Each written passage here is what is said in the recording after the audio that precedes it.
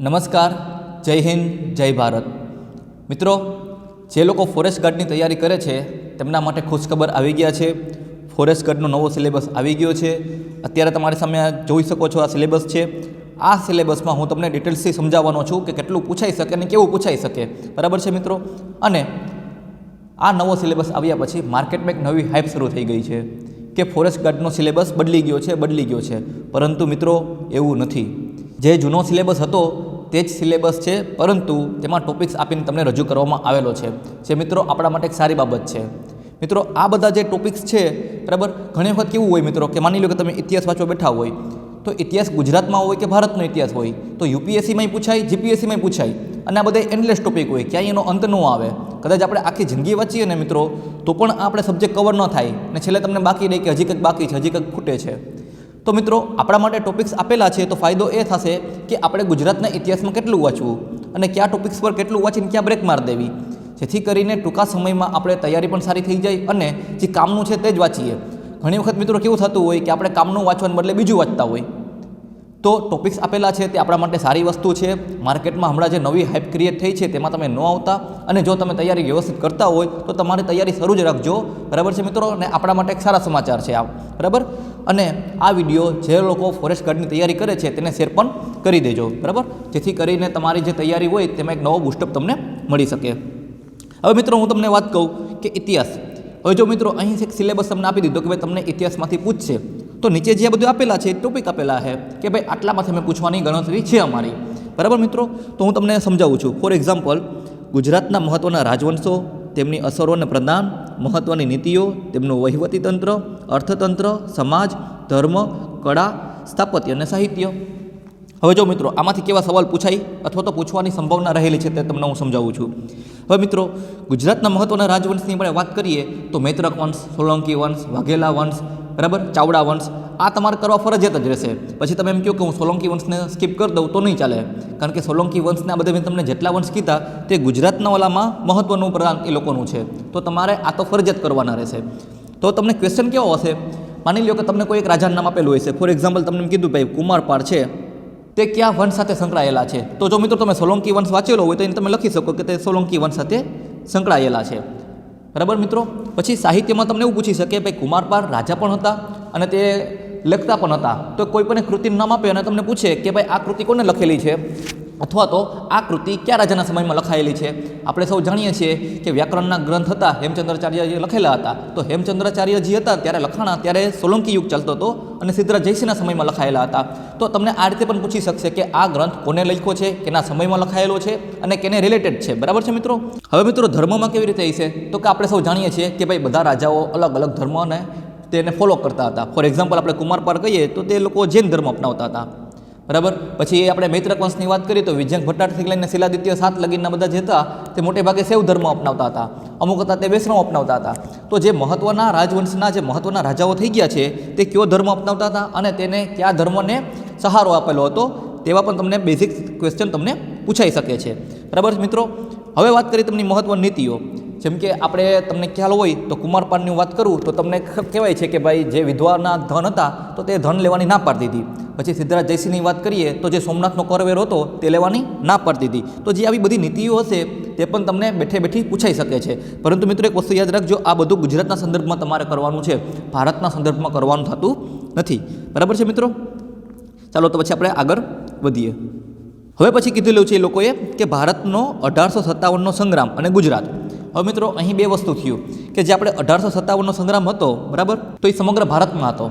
તો તમારે ભારતના ઓલામાંથી પણ તમારે જોવાનું છે અને ગુજરાતના સાપેક્ષમાં પણ જોવાનું છે. ફોર એક્ઝામ્પલ, કે ભાઈ ગુજરાતમાં કયા કયા વિસ્તારમાં સંગ્રામની અસર જોવા મળી હતી, તેમાં કયા કયા લડવાઈઓએ ભાગ લીધેલો હતો. બરાબર? અને ભારતમાં પણ કઈ કઈ જગ્યાએ ફેલાયેલો હતો, તેની નેતૃત્વ કોને કરેલું હતું. બરાબર? તો ખાસ કરીને જો આ રીતે પૂછાશે તમને, મોટે ભાગે 1857નો જો વિપ્લવ આવતો હોય ત્યારે આ રીતે જ પૂછાય કે ઝાંસીમાંથી કોને આગેવાની લીધેલી હતી, મેરઠમાંથી કોને આગેવાની લીધી હતી, ગુજરાતના દ્વારકામાંથી કોને આગેવાની લીધી હતી. બરાબર? તો આવા જ તમને ક્વેશ્ચન પૂછાશે. તો 1857નો વિપ્લવ છે તે આપણા માટે એક મોસ્ટ ઇમ્પોર્ટન્ટ ટોપિક બની રહેશે. બરાબર મિત્રો? ત્યારબાદ આપણે વાત કરીએ 19મી સદીમાં ગુજરાતમાં ધાર્મિક અને સામાજિક સુધારાઓ અને આંદોલનો. આપણે સૌ જાણીએ છીએ મિત્રો, જ્યારે ભક્તિ આંદોલન આવેલું હતું તો જ્યારે સમાજમાં જેટલી પણ કુરિવાજો હતા તેને દૂર કરવા માટે નવા નવા આંદોલનો ચાલતા હતા. પરંતુ આ જે ધાર્મિક આંદોલનો થયા છે તે ગુજરાતની સાપેક્ષે તમારે જોવાના છે. બરાબર મિત્રો, જોજો શું વાંચવું અને શું ન વાંચવું તે ખાસ ધ્યાન રાખજો. તમે ભારતના ઇતિહાસમાં વયા જશો તો પછી શું થશે કે ધાર્મિક અને સામાજિક સુધારા બહુ લાંબા છે તેમાં. બરાબર છે મિત્રો, તો તમારો સિલેબસ ક્યારેય પૂરો થશે નહીં. તો એટલે જ કહું છું મિત્રો કે જે તમને ટોપિક્સ આપેલા છે તે આપણા માટે ફાયદાકારક છે. હવે આપણે વાત કરીએ ભારતની સ્વતંત્રતા માટેની ચળવળમાં ગુજરાતના સ્વતંત્રતા સેનાનીઓનો ફાળો અને ભૂમિકાઓ. જો મિત્રો ગુજરાતની વાત કરેલી છે, બરાબર, તો આપણે જાણીએ છીએ કે ભાઈ ગાંધીજીથી લઈ સરદાર વલ્લભભાઈ પટેલ, સરદારસિંહ રાણા, શ્યામજી કૃષ્ણ વર્મા, આ બધા ક્રાંતિકારીઓ આપણે ગુજરાતી હતા. તો માની લો કે તમને પૂછે ભાઈ શ્યામજી કૃષ્ણ વર્માનો જન્મ કઈ જગ્યાએ થયો હતો, સરદારસિંહ રાણાનો જન્મ કઈ જગ્યાએ થયો હતો, લંડનમાં તેમને શું કામ કરેલું હતું, લંડનમાં કઈ સભા ભરી હતી, ક્યાં ક્યાં કામ કર્યા હતા, બરાબર. તો આવા તમને ક્વેશ્ચન પૂછાઈ શકશે. ભારતના પ્રથમ ગૃહમંત્રી કોણ બનેલા હતા, 562 રજવાડા કોને જોડાયેલા હતા, બરાબર. આવા તમને સવાલ પૂછી શકાશે, બરાબર. પરંતુ એ તે કેના સંદર્ભમાં હશે? ગુજરાતની સંદર્ભમાં. તો ગુજરાતના જેટલા પણ સ્વતંત્ર વીરો છે આપણા, તેને તમારે યાદ કરી લેવાના થશે. બરાબર મિત્રો. અને જો મિત્રો અહીં એક નોખું આપેલું છે તમને, મહાત્મા ગાંધી અને સરદાર પટેલની ભૂમિકા. કેમાં? તો કે સ્વતંત્ર ચળવળમાં. હવે મિત્રો એક વસ્તુ યાદ રાખજો, કોઈ પણ પરીક્ષા હોય, મહાત્મા ગાંધી અને સરદાર પટેલ બંને એક ઇમ્પોર્ટન્ટ ફેક્ટર તમારા માટે સાબિત થાય. બંનેમાંથી ક્વેશ્ચન પૂછાય જ. તો મિત્રો તમારે એ બંને વ્યક્તિને તો ખાસ કરી લેવાના. પરીક્ષામાં તો પૂછાય તે પણ કામના છે અને તમને તમારા જીવનમાં પણ કંઈક એમાંથી પ્રેરણા લઈ અને શીખી શકશો. બરાબર છે મિત્રો. હવે આપણે વાત કરીએ ગુજરાત રાજ્યની સ્થાપના અને મહાગુજરાત આંદોલન. હવે મિત્રો આપણે સૌ જાણીએ છીએ કે જ્યારે આપણે આઝાદ થયા હતા ત્યારે ગુજરાત એક નવું રાજ્ય હતું નહીં. ગુજરાત હતું તે આપણે બૃહદ મુંબઈ સાથે જોડાયેલું હતું. ત્યારબાદ એક મોટું આંદોલન કરવામાં આવેલું હતું અને આપણે સૌ જાણીએ છીએ 1 મે 1960ના દિવસે ગુજરાત નોખું રાજ્ય બનેલું હતું. તો આપણે સૌ જાણીએ છીએ અને આ આંદોલનમાં ઇન્દુલાલ યાજ્ઞિકેની મહત્ત્વની ભૂમિકા હતી. તો જ્યારે મહાગુજરાત આંદોલન બનતું હતું ત્યારે કઈ કઈ ઘટના ઘટેલી હતી તેની સંપૂર્ણ ડિટેલ સાથે તમારે વાંચવાનું રહેશે મિત્રો. મહાગુજરાત આંદોલન પણ તમારા માટે મોસ્ટ ઇમ્પોર્ટન્ટ ટોપિક રહેશે મિત્રો. હવે આપણે વાત કરીએ સૌરાષ્ટ્ર, કચ્છ અને ગુજરાતના દેશી રાજ્યોના શાસકોની સુધારાવાદી પગલાઓ અને સિદ્ધિઓ. એટલે મિત્રો જે આપણા દેશી રજવાડાઓ હતા ગુજરાતમાં તેને સંદર્ભમાં તમારે અહીં વાંચવાનું રહેશે. હવે આપણે વાત કરીએ સાંસ્કૃતિક વારસો.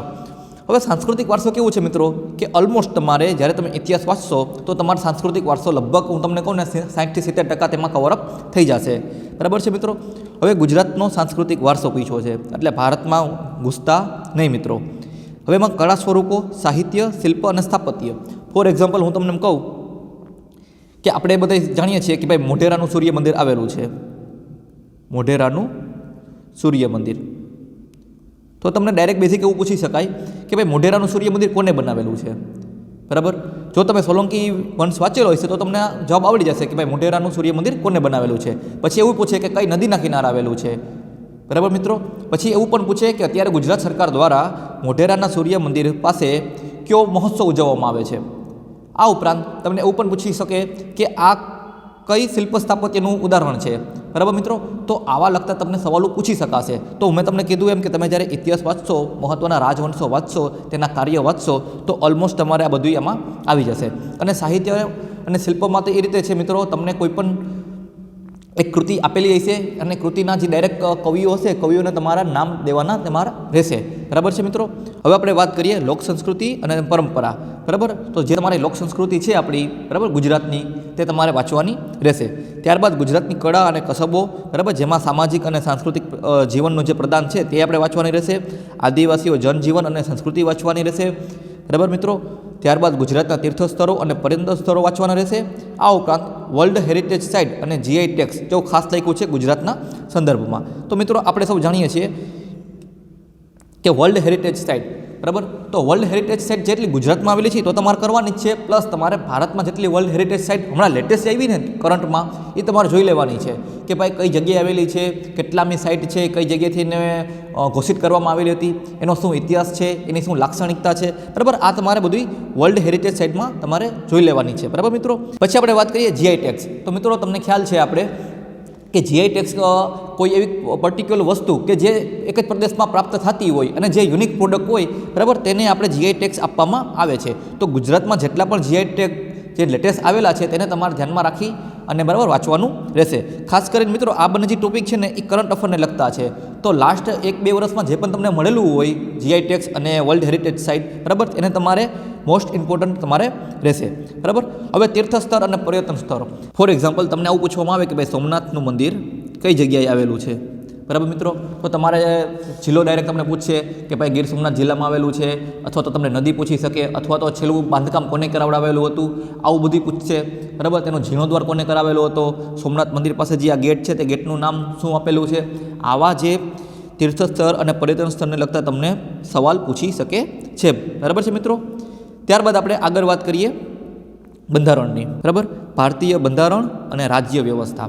તો મિત્રો જો તે લોકોએ કીધું છે તમારે અમુક મૂળભૂત અધિકારો અને ફરજ, રાજ્યનીતિના માર્ગદર્શનના સિદ્ધાંતો, સંસદની રચના, રાષ્ટ્રપતિની સત્તા, રાજ્યપાલની સત્તા, ભારતીય ન્યાયતંત્ર, અનુસૂચિત જાતિ, અનુસૂચિત જનજાતિ અને સમાજના પછાત વર્ગો માટેની જોગવાઈઓ, એટર્ની જનરલ, નીતિ આયોગ, સ્થાનિક સ્વરાજની સંસ્થા અને પંચાયતી રાજ, કેન્દ્રીય નાણાં પંચ અને રાજ્ય નાણાંનું પંચ. બરાબર મિત્રો. અને બંધારણ તથા વૈધાનિક સંસ્થાઓ જેમાં આપણે ભારતનું ચૂંટણી પંચ લઈ શકીએ, સંઘ લોક સેવા આયોગ લઈ શકીએ, રાજ્ય જાહેર સેવા આયોગ લઈ શકીએ.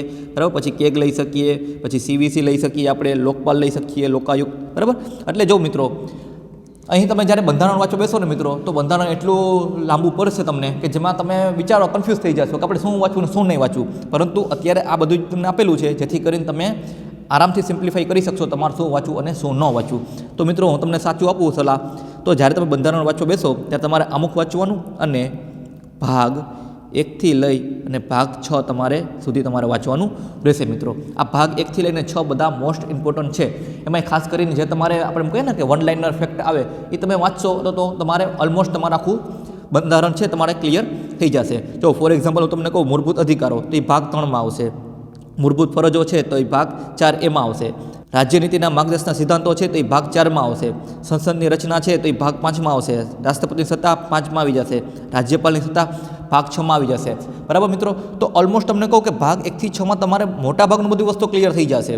અને ભાગ 5 તમે વાંચશો જ્યારે તો તમારે ભાગ 6 પણ ભેગો રિપીટ થયા રાખશે. હવે એમાં કેવું હોય મિત્રો, થોડુંક અપ એન્ડ ડાઉન હોય. જે રાષ્ટ્રપતિ પાસે સત્તા હોય તેવી જ સિમિલર સત્તા રાજ્યપાલ પાસે હોય, પરંતુ તેની શક્તિ હોય તે રાષ્ટ્રપતિ કરતાં ઓછી હોય. જે રીતે વડાપ્રધાનનું કામ હોય તે રીતે આપણે મુખ્યમંત્રીનું કામ હોય. બરાબર મિત્રો. પરંતુ તેની પાસે સત્તા થોડીક ઓછી હોય છે. વડાપ્રધાન છે એ દેશ માટે હોય છે ને મુખ્યમંત્રી છે એ રાજ્ય માટે હોય છે. બરાબર મિત્રો. તો તમે જ્યારે ભાગ 5 વાંચશો તો ભાગ 6 પણ ઓલમોસ્ટ તમારો થોડો કરીને ક્લિયર થતો જશે મિત્રો. તો તમારે ટેન્શન લેવાની જરૂર નથી. તમે ખાલી ભાગ 1 થી 6 અને તમારું અમુક છે વ્યવસ્થિત તમે વાંચી લેશો તો અડધોથી વધુ તમારું સિલેબસ અહીં કમ્પ્લીટ થઈ જશે. પછી જે વાત લોકોએ કીધું છે તમને પાછળથી કેટલું તમારે વાંચવાનું છે, તો કે અનુસૂચિત જાતિ, જનજાતિ અને સમાજના પછાત વર્ગો એટલે આપણે SC, ST અને OBC માટેની જે બંધારણમાં અલગથી જે રચના કરવામાં આવેલી છે, અલગથી અનુચ્છેદો આવેલી છે, તો બરાબર અનુચ્છેદ તમારે જોઈ લેવાની છે. બરાબર. આ ઉપરાંત એટર્ની જનરલ છે, નીતિ આયોગ છે. પહેલાં તમને ખ્યાલ હતું મિત્રો કે પંચવર્ષીય યોજના ચાલતી હતી. બરાબર. આયોજન પંચ હતું. બરાબર. તો હવે નીતિ આયોગ આવી ગયું છે, એટર્ની જનરલ આવી ગયું છે. પછી સ્થાનિક સ્વરાજની સંસ્થાઓ અને પંચાયતી રાજ આપણે તમને ખ્યાલ છે તો સરપંચની ચૂંટણી થાય છે, નગરપાલિકામાં ચૂંટણી થાય છે, તો બધી પંચાયત રાજ અંતર્ગત આવે છે. બરાબર. તો તમારે થોડુંક જોઈ લેવાનું કે ભાઈ પંચાયત રાજમાં શું છે.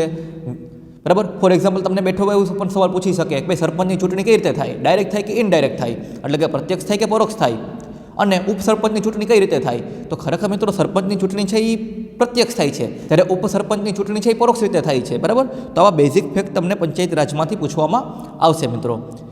પછી મિત્રો કેન્દ્રીય નાણાં પંચ અને રાજ્ય નાણાં પંચ. મિત્રો તમે જો આ કેન્દ્રીય નાણાં પંચ વાંચી લેશો એટલે ઓલમોસ્ટ તમારું રાજ્ય નાણાં પંચ તમારું ક્લિયર થઈ જશે. એક બંનેની ખાસ કરીને તમારે અનુચ્છેદ જોઈ લેવાની છે કે ભાઈ રાજ્યનું નાણાં પંચ છે તો એ અનુચ્છેદ 280માં આવશે. બરાબર. જ્યારે કેન્દ્રીય નાણાં પંચ છે એ તમે ચેક કરી લેજો કેટલામાં આવે છે. અત્યારે મને એક્ઝેક્ટ યાદ છે નહીં એટલે હું તમને અહીં જણાવતો નથી મિત્રો. પછી આ જેટલી પણ વૈધાનિક અને બંધારણીય સંસ્થાઓ છે તે તમારે ટોટલી વસ્તુ કરી લેવાની છે. બરાબર મિત્રો.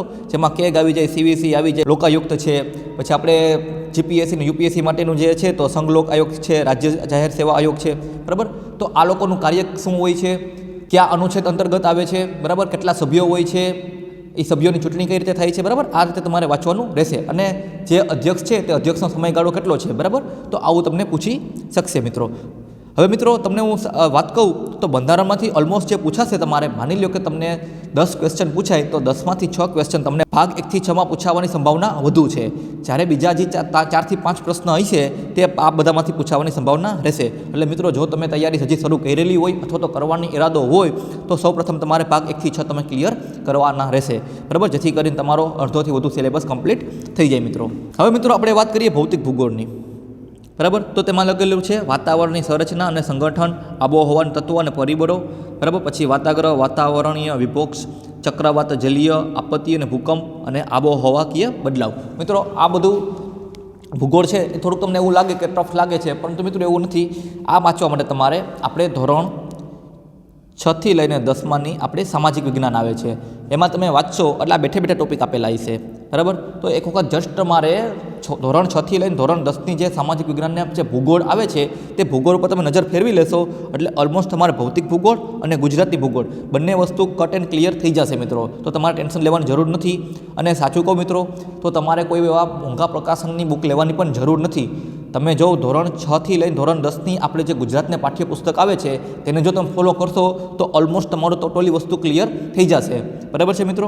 હવે આપણે ગુજરાતના ભૂગોળની વાત કરીએ છીએ, બરાબર. આ ભૌતિક ભૂગોળ હતું, હવે ગુજરાતી ભૂગોળની વાત કરીએ તો વિવિધ ભૂમિ અને સ્વરૂપો. ફોર એક્ઝામ્પલ ભાઈ ગુજરાતમાં સૌથી વધુ જમીન કયા પ્રકારની જોવા મળે છે, બરાબર. કાળી જમીનમાં કયો પાક વધુ થાય છે, બરાબર. કાળી જમીન કયા વિસ્તારમાં જોવા મળે છે, તો આવું તમને પૂછી શકશે. ગુજરાતની નદીઓ, પર્વતો અને જમીનના પ્રકારો. હવે મિત્રો એક વસ્તુ યાદ રાખજો કે હવે થોડુંક કોમ્પિટિશનનું લેવલ વધી ગયું છે, તો તમને આવા બેઝિક સવાલ હવે નહીં પૂછે ભાઈ ગુજરાતમાં ટોટલ નદી કેવી છે, પરંતુ તમને આવા સવાલ પૂછવાની સંભાવના વધુ રહેલી છે કે આ નદી છે તે કેની સહાયક નદી છે, એનું ઉદ્ભવ સ્થાન ક્યાંથી છે, કેટલા કિલોમીટર લાંબી છે, બરાબર, કોને જઈને મળે છે. એટલે કે માની લો કે ભાઈ નર્મદા હોય તો નર્મદા કેને મળે છે, ખંભાતના અખાતને મળે છે કે પછી કચ્છના અખાતને મળે છે કે પછી અરબ સાગરને મળે છે, અને જે જગ્યાએ મળે છે તે કયા પોઈન્ટ તરીકે ઓળખાય છે. આવા સવાલો તમને પૂછાવાની સંભાવના વધુ રહેલી છે. અને જે ખાસ કરીને જે આપણી મુખ્ય નદીઓ છે તે મુખ્ય નદીઓની સહાયક નદીઓ કઈ કઈ છે તેવા તમને વધુ પૂછાવાની સંભાવના રહેલી છે, બરાબર મિત્રો. પછી પર્વતોમાં વાત કરીએ તો પર્વતોની ઊંચાઈ કેટલી છે, બરાબર. પછી કેવો પર્વત છે, એટલે ગેડ પર્વત છે, જ્વાળામુખી નિર્મિત પર્વત છે, બરાબર, અવશિષ્ટ પર્વત છે, આવું તમને પૂછી શકાશે, બરાબર મિત્રો. પછી મોસ્ટ ઇમ્પોર્ટન્ટ ટોપિક છે તો કે વસ્તીનું વિસ્તરણ છે, વસ્તી ઘનતા, વસ્તી વૃદ્ધિ, સ્ત્રી પુરુષનું પ્રમાણ, સાક્ષરતા, બરાબર. પછી વસ્તી ગણતરી 2011ના સંદર્ભમાં તમારે બધું ધ્યાન લેવાનું છે મિત્રો. એટલે મિત્રો તમે જ્યારે વાંચતા હોય ત્યારે આપણે જે વસ્તીનો ટોપિક આવશે એમાં આપણે કહીએ ને વસ્તી ગણતરી, તો તમારે 2011ની વસ્તીને ધ્યાનમાં રાખી આ ટોટલી વસ્તુ કરવાની છે. ફોર એક્ઝામ્પલ તમને એમ પૂછે કે ભાઈ ગુજરાતમાં 2011 પ્રમાણે જાતિ પ્રમાણ કેટલું હતું, તો તમને ડાયરેક્ટ બેઝિક ફેક્ટર પૂછી લેશે કે ભાઈ ફોર એક્ઝામ્પલ 942 હોય તો તમારે 942 ઉપર ટીક મારી દેવાનું રહેશે, બરાબર. પછી 12 લિંગ પ્રમાણનો ગુણોત્તર કેટલો હતો, સાક્ષરતાનું પ્રમાણ કેટલું હતું, સૌથી વધુ વસ્તી ક્યાં હતી, સૌથી વધુ વસ્તી ઘનતા કઈ જગ્યાએ હતી, બરાબર.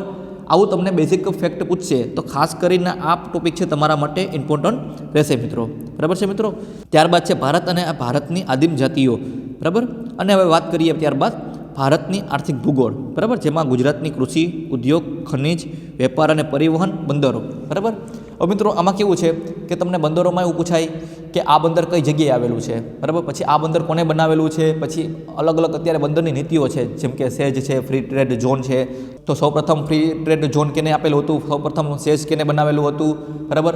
પછી આંતરરાષ્ટ્રીય કક્ષાનું બંદર કયું છે, આવા તમને સવાલ પૂછાઈ શકે છે, બરાબર. પછી ખનિજમાં એવું પૂછી શકાય કે ભાઈ કોઈ એક પર્ટિક્યુલર ખનિજનું નામ આપી દે અને પૂછવામાં આવે કે ભાઈ આ કઈ જગ્યાએ પ્રાપ્ત થાય છે, બરાબર. ફોર એક્ઝામ્પલ તમને અકીક ગુજરાતમાંથી કઈ જગ્યાએ પ્રાપ્ત થાય, તો ક્યારેક તમને એવું પૂછે કે કઈ નદીમાંથી પ્રાપ્ત થાય, ક્યારેક તમને એવું પૂછે કઈ જગ્યાએ પોલિસિંગ થાય, ક્યારેક તમને એવું પણ પૂછે કે આ કઈ નદીમાંથી મળે છે અને કયા વિસ્તારમાંથી મળે, એટલે તમારે જિલ્લો પણ જોઈ લેવાનો રહેશે.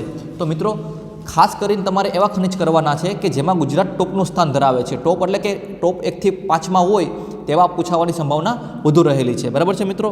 પછી ઉદ્યોગો, તો ઉદ્યોગોમાં આપણે તમને ખ્યાલ જ છે કે ભાઈ આપણે જે મીઠાનો ઉદ્યોગ છે તો આપણે 90 થી 95% આખા ભારતમાંથી આપણું પહેલું સ્થાન આવે છે, બરાબર. તો તમને પણ પૂછી શકે કે મીઠું કઈ જગ્યાએ વધુ પાકે છે, બરાબર, જે આપણે કહીએ ને ખારા ઘોડા, બરાબર. તો આવા સવાલ તમને ઉદ્યોગને લગતા પૂછી શકવામાં આવે છે. આ ઉપરાંત આપણે જે કૃષિને લગતી જેટલી પણ પ્રવૃત્તિ થાય તે પણ તમને પૂછી શકે છે.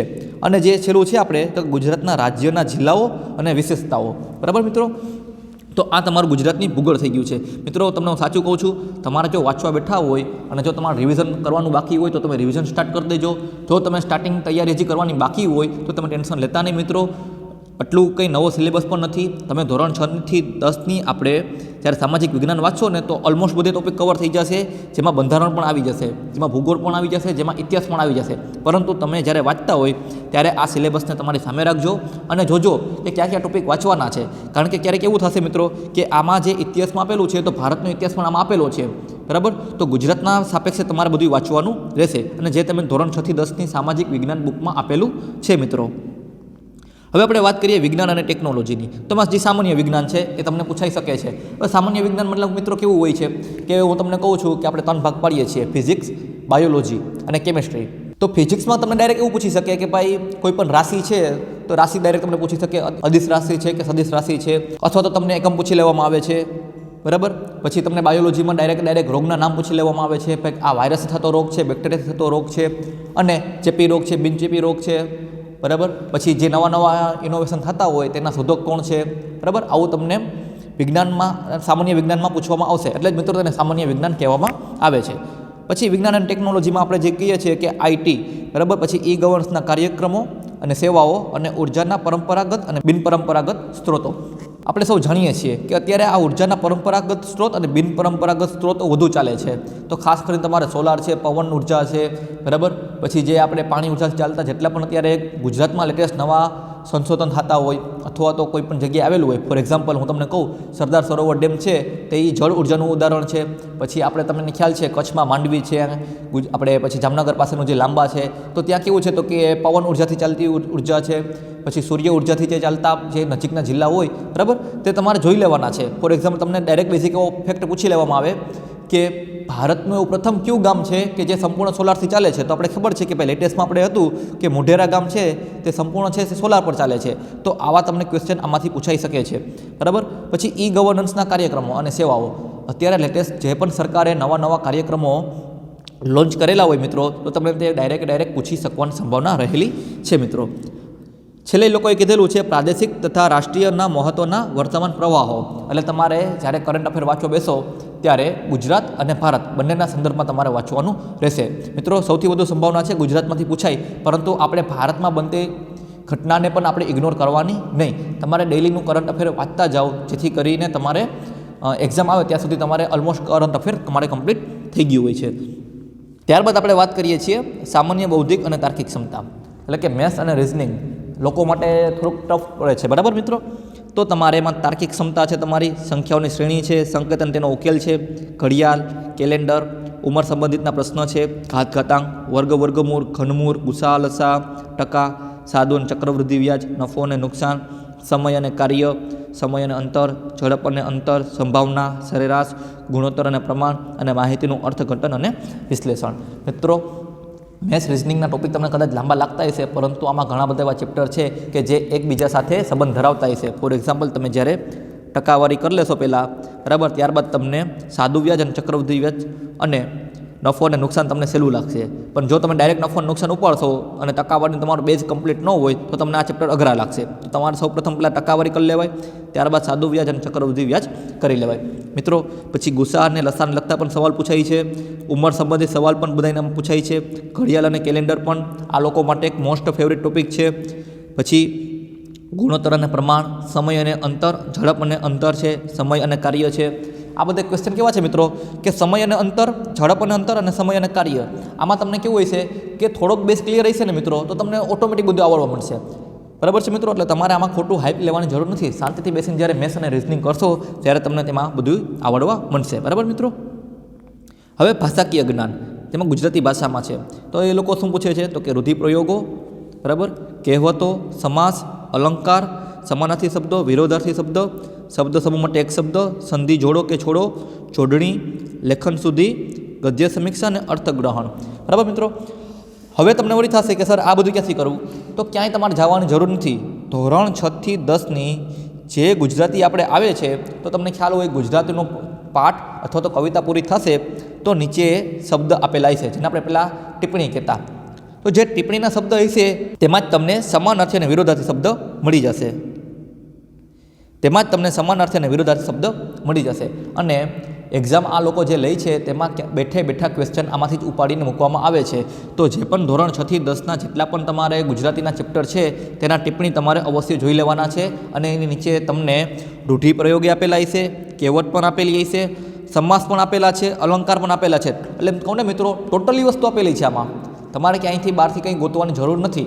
અને આ સરકારની જે પેટર્ન છે અત્યારે, અને જે આ લોકોની પેટર્ન છે તે પેટર્ન પ્રમાણે હું તમને કહું તો બેઠે બેઠું તમને પાઠ્યપુસ્તકમાંથી જ પૂછવામાં આવશે. તો મોસ્ટ પ્રોબેબિલિટી ચાન્સ છે કે તમે ગુજરાતીમાંથી જે ટિપ્પણીને જેટલા પણ શબ્દ સમૂહને વાંચેલા હશે તો બેઠે બેઠા એક્ઝામમાં ઉદાહરણ આવવાની સંભાવના વધુ છે. તો તમે પહેલાં આને પ્રિફરન્સ આપજો. જો તમારા મિત્રો બધું વચાઈ ગયું હોય, તમારું રિવિઝન કમ્પ્લીટ થઈ ગયું હોય, બરાબર, અને જો તમે બીજી પ્રકાશનની બુક વાંચવા માગો છો તો એવું ન કરતા મિત્રો. કેવું થાય મિત્રો કે તમે એક જ બુકને 10 વખત વાંચો એ તમારા માટે બેસ્ટ રહેશે. 10 બુક અલગ અલગ વાંચવા કરતાં તમે એક બુક વાંચો એ તમારા માટે બેસ્ટ રહેશે. બરાબર છે મિત્રો. અને માર્કેટમાં આવા ઘણા બધા ખેલાડીઓ આવી ગયા હોય કે એ લોકો તમને એવું બધા સમજાવતા હોય કે અમારી બુકમાંથી એટલું પૂછાય છે, અમારી બુકમાંથી એટલું પૂછાય. તો જે ખાસ કરીને નવી તૈયારી કરે છે તે લોકો તેના ઝાડમાં આવીને ફસાઈ જાય છે અને બુક પરચેસ કરવા માંડે છે અને કોર્સ પરચેસ કરવા માંડે છે. પરંતુ મિત્રો એવું નથી. જે પણ અત્યારે બોર્ડ પરીક્ષામાં પૂછે છે તે બેઠે બેઠું પાઠ્ય પુસ્તકને આધારિત પૂછે છે. બરાબર મિત્રો. તો ખોટા એવા ખર્ચા કરવા કરતાં અને 10 બુક વાંચવા કરતાં એક બુકને 10 વખત વાંચશો તો તમારા એક્ઝામ ક્લિયર કરવાના ચાન્સીસ વધી જશે મિત્રો. બરાબર મિત્રો. હવે અહીં મારે તમને થોડીક ટિપ્સ પણ આપી છે. ગદ્ય સમીક્ષા અને અર્થગ્રહણ. મિત્રો હમણાં થોડોક હજી એક્ઝામનો જે માહોલ બદલાનો છે તેમાં હવે નવું પૂછે છે તમને કે તમને ગુજરાતીમાં પેરેગ્રાફ આપેલો હોય છે અને એ પેરેગ્રાફ અંતર્ગત તમને 4 થી 5 ક્વેશ્ચન પૂછેલા છે. ઘણા મિત્રો એવું કહેતા હોય છે કે સર એ તો આપણા માટે ઇઝી પડશે કે ઉપર જ વાંચેલું છે, નીચે બેઠા બેઠા જવાબ આપવાના, ઉપર વાંચેલું નીચે જવાબ. પરંતુ મિત્રો એવું થશે નહીં. આ જે ગદ્ય સમીક્ષા આપેલું હોય છે તે થોડુંક ટફ હોય છે, થોડુંક હાર્ડ લેવલનું હોય છે. તો તમારે આની પ્રેક્ટિસ કરીને જાજો. GSSBનો રેકોર્ડ છે મિત્રો, તે લોકો હવે આવા સવાલો વધુ પૂછે છે. તો આવા સવાલો વધુ પૂછે છે તો તમારે આમાં તૈયારી કરી દેજો મિત્રો. એવું કંઈ ન રહી કે તમે ગુજરાતી વ્યાકરણ તમને આવડે છે કરી અને ગુજરાતી વ્યાકરણમાં માર્ક્સ કપાય. કારણ કે થોડુંક એ લોકોએ ગુજરાતી વ્યાકરણ બાબતે તે લોકોએ લેવલ વધારી દીધું છે. બરાબર મિત્રો. તો ગુજરાતી વ્યાકરણ તૈયારી કરો તો કમ્પ્લીટ કરજો. એવું ન કરતાં ઉપર વાંચી અને જવા દેતા નહીં. તેના ઉદાહરણ બહુ વ્યવસ્થિત તમે કરજો. બરાબર મિત્રો. હવે છેલ્લો આપણો જે ટોપિક છે પર્યાવરણ. બરાબર. તો પર્યાવરણના ઘટક અને તેનું મહત્ત્વ. બરાબર. પર્યાવરણના સંરક્ષણમાં વૃક્ષો અને જંગલનો ફાળો, માનવીય પ્રવૃત્તિઓ જેવી કે ખનન, બાંધકામ, વસ્તી વૃદ્ધિ, પર્યાવરણની અસરો, પર્યાવરણ અને જૈવ રાસાયણિક ભૂચક્રો જેવા કે કાર્બન ચક્ર, નાઇટ્રોજન ચક્ર. આ તમારે પર્યાવરણ વાંચવું હોય મિત્રો તો પણ તમારે માટે મેં તમને કીધું એમ કે આપણી જે ટેક્સ્ટ બુક છે તેમાંથી તમે વાંચી શકશો મિત્રો. બરાબર મિત્રો. ત્યારબાદ છે પ્રદૂષણ, ગ્રીનહાઉસ અસર, ગ્લોબલ વોર્મિંગ છે, આબોહવા પરિવર્તન છે. બરાબર મિત્રો. એમાં તમને હું કહું તો ગ્લોબલ વોર્મિંગની અસરો, ગ્રીનહાઉસ વાયુઓ, ઓઝોન સ્તરમાં જે ઘટાડો થયો તેની વાત છે, એસિડ વર્ષા છે, આબોહવા પરિવર્તનની તેની અસરો છે. બરાબર મિત્રો. તો ઓલમોસ્ટ તમને હું કહું ને મિત્રો કે આ બધું સિલેબસમાં તમારે હતું જ, પરંતુ તમને નવા ટોપિક આમાં આપ્યા છે. ટૂંકમાં તમને જે સિલેબસ છે તમને ટોપિક વાઇઝ આપેલો છે. બરાબર મિત્રો. પછી ઘન કચરો છે, ઈ વેસ્ટ, બાયોમેડિકલ કચરાનું વ્યવસ્થાપન. બરાબર. આ તમે વાંચી શકશો. બરાબર મિત્રો. હવે વાત કરીએ જંગલ અને વન્યજીવો. આ તમારા માટે થોડુંક આઈએમપી રહેશે કારણ કે ફોરેસ્ટમાં છે તો તમને ડાયરેક્ટ એવા બેઝિક ક્વેશ્ચન પણ પૂછી શકીશે કે અત્યારે વાઘની વસ્તી કેટલી છે, સિંહની વસ્તી કેટલી છે, કેટલા ગીધ છે, પછી હમણાં નવી કયા રાજ્યમાં ગીધને ધ્યાનમાં રાખીને વસ્તી ગણતરી કરવામાં આવેલી છે. તો આવા કરંટને લગતા ટોપિક તમને વધુ પૂછી શકાશે. તો એવું નથી કે જે જૂના પ્રશ્ન પણ નહીં પૂછે, બંને વસ્તુ પૂછી શકાય. બરાબર. તો આપણે ખાલી આમાં કેવું હોય, પ્રોબેબિલિટી ધ્યાનમાં રાખવાની હોય છે. બાકી તો જે એક્ઝામિનરને પૂછવું હોય તે પણ પૂછી શકે છે. આપણે એમાં ક્યાંય વિરોધ ન કરી શકીએ, પરંતુ મોટાભાગના જે ચાન્સીસ છે તે આવા ક્વેશ્ચનને પૂછવાના હોય છે મિત્રો. તો જંગલની ઉપયોગિતા અને વિવિધ પડકારો, ભારત અને ગુજરાતમાં જંગલના પ્રકારો, ગુજરાતમાં જંગલની વિસ્તારની સ્થિતિઓ, સામાજિક શહેરી વનીકરણને લગતા પ્રયાસો, ગુજરાત રાજ્યની ગૌણ વન પેદાશો અને મહત્ત્વની ઔષધિઓ અને વનસ્પતિઓ, જંગલ આધારિત ઉદ્યોગો, ગુજરાતના વન્યજીવો, દુર્લભ અને ભયગ્રસ્ત વન્ય પ્રજાતિઓ અને ગુજરાતના જળ પ્લાનિત વિસ્તારો એટલે કે આપણે વેટલેન્ડ કહીએ છીએ અને ઝેરના જંગલો મિત્રો. ભારતમાં અને ગુજરાતમાં જૈવ વિવિધતા સંરક્ષણ. જોજો મિત્રો એ ભારતમાં લખેલું છે તો તમારે ભારતનું પણ તમારે વાંચવાનું રહેશે મિત્રો. તો મિત્રો આ જે તમે જોઈ શકો છો, મેં તમને જે રીતે કીધું એમ કે ભાઈ વિવિધ પ્રજાતિઓના સંરક્ષણ છે, જેમ કે વાઘ છે, સિંહ છે, ગેંડો છે, મગર છે, તો એની યોજના ક્યારે લાવવામાં આવી છે, અત્યારે તેની કેટલી વસ્તી છે, કયા વિસ્તારમાં જોવા મળે છે. બરાબર. ખાસ કરીને જે આપણે હમણાં ચિત્તા મંગાવેલા છે તો ચિત્તા ક્યાંથી આવેલા છે, આગળનો સરકારનો શું પ્રોજેક્ટ છે, કેટલા ચિત્તાજી બીજા આવવાના છે, આવું તમને પૂછવાની સંભાવના વધુ રહેલી છે. પછી પ્રવાસી યાયાવર પંખીઓ છે, ભારત અને ગુજરાત બંનેના સંદર્ભમાં તમારે વાંચવાના રહેશે. બરાબર મિત્રો. ત્યારબાદ આપણે વાત કરીએ વન અને પર્યાવરણ લગતી મહત્ત્વની સંસ્થાઓ. તો નેશનલ ગ્રીન ટ્રિબ્યુનલ છે, બરાબર, વન અને પર્યાવરણ સંબંધિત ગુજરાતની વિવિધ સંસ્થાઓ છે, બરાબર, અને રાષ્ટ્રીય અને આંતરરાષ્ટ્રીય જે સંસ્થાઓ જે પર્યાવરણને લગતી કામ કરે છે મિત્રો, તે તમારે વાંચવાની રહેશે. અને છેલ્લું જે તમારે છે વન અને પર્યાવરણ લગતી વર્તમાન ઘટનાઓ. બરાબર મિત્રો. તો તમારો આ મસ્ત મજાનો સિલેબસ છે. સિલેબસ જે જૂનો છે તે જ છે મિત્રો, પરંતુ તમને અલગથી નવા ટોપિક આપેલા છે, જે આપણા માટે સારી વસ્તુ છે મિત્રો. અને આ ઉપરાંત જો તમને હજી ક્યાંય સમજાતું ન હોય, અથવા તો તમને એવું લાગતું હોય કે અહીંયા આપણે કોઈપણ સબ્જેક્ટની આપણે MCQ સિરીઝ સ્ટાર્ટ કરવી છે મિત્રો, તો તમે મને કહેજો, કોમેન્ટ કરજો. આપણે MCQ સિરીઝ પણ આપણે આપણા યોગ્ય અનુકૂળ સમયે આપણે સ્ટાર્ટ કરી દઈશું. બરાબર મિત્રો. તો આ વિડીયોને તમે લાઇક કરી દેજો, શેર કરી દેજો, અને જે ફોરેસ્ટ ગાર્ડમાં અને જે મિત્રો ફોરેસ્ટ ગાર્ડની તૈયારી કરે છે તે વિદ્યાર્થીઓને આ વિડીયો પહોંચાડી દેજો. બરાબર. Thank you. જય હિન્દ, જય ભારત.